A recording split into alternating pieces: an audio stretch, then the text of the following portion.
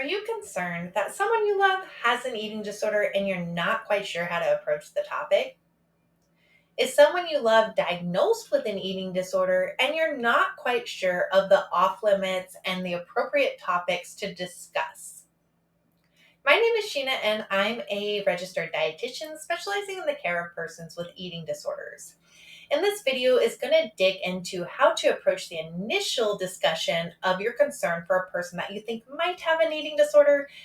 And also, what conversations are appropriate as you're supporting a person with eating disorder recovery. So, the first thing that I want you to consider as you're thinking about having a conversation with a person with an eating disorder is that that person's responsibility at this point in time with an eating disorder on board is to protect the eating disorder at all costs. That is what eating disorders do. And eating disorders' main goal is to survive. So, anything that you say to that person with an eating disorder must be considered in that light. And that can be pretty frustrating because we believe, as a person that cares for a person that we are concerned for, that that person can receive that information. But that's not always true. With an eating disorder on board, that eating disorder voice is loud. And that noise is going to do its best to cover up anything that you say in order to sustain that eating disorder and the eating disorder behaviors. So once we understand that, we'll be able to have more success in our conversations with a person with an eating disorder. When you suspect that a person has an eating disorder, we need to approach this very carefully because doing so incorrectly could actually trigger the further secrecy of those eating disorder behaviors and exacerbate that eating disorder. Exactly counter to what our intentions were. So, because the eating disorder's goal is always going to be to survive, when we approach the topic of our concern for a person with an eating disorder, we kind of have to trick it. So, what I mean is, we don't want to be very upfront with the fact that we know the person could potentially have an eating disorder, because that will ultimately just lead to the person feeling very resentful and creating a stream of argumentative responses that are going to further foster that eating disorder and also just render you without a defense. So, for example, we don't want to approach the person with statements like, "You have an eating disorder. You need help. You never finish your meals. You're gaining a lot of weight. You're losing a lot of weight. Why can't you just eat?" All of these statements are very accusatory and going to put the eating disorder in a full defense.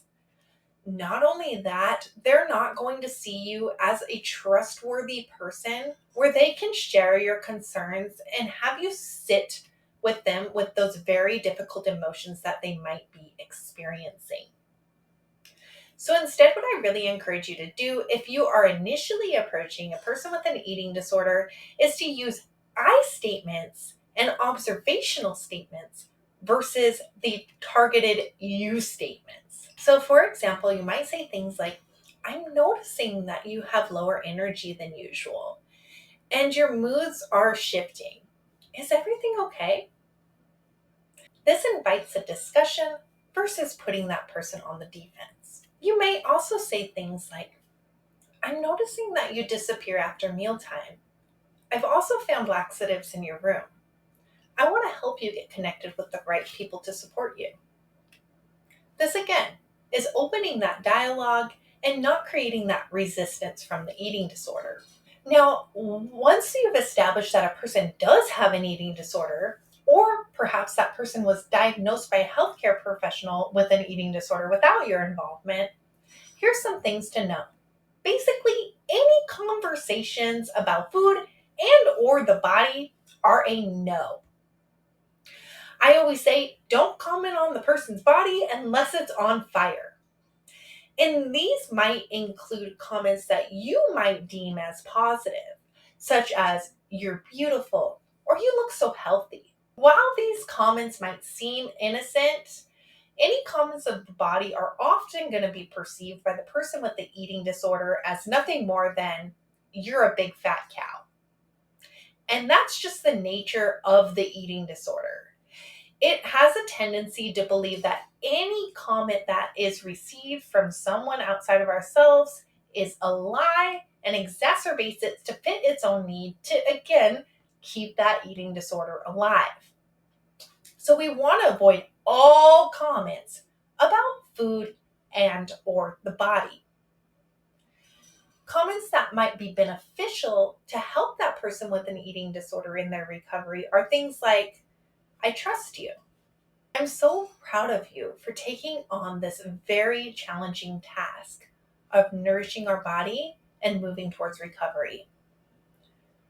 I know how difficult this is. Let's take the first bite together." Even though we might be excited that that person is eating or that person's body has changed in a way that equals nourishment, we want to avoid bestowing our excitement onto that person with an eating disorder, because these things are actually likely perceived by that person as being very negative and might threaten that person's recovery. Other things that we want to avoid saying to a person with an eating disorder, and also encouraging friends and family members that we know interact with that person on a regular basis to refrain from saying, are things like, "I wish I had your level of control. Just eat. I don't eat that food. I'm going on a diet tomorrow. That food is so healthy or unhealthy. You should only have that food in moderation. You've gained enough weight." While all of those things might seem innocent and harmless, and we might think that we're actually really helping the person with an eating disorder, that eating disorder receives that information totally different, translates it, and uses it to suit its own needs. If you found these tips helpful, please consider liking, subscribing, and sharing this video with a friend.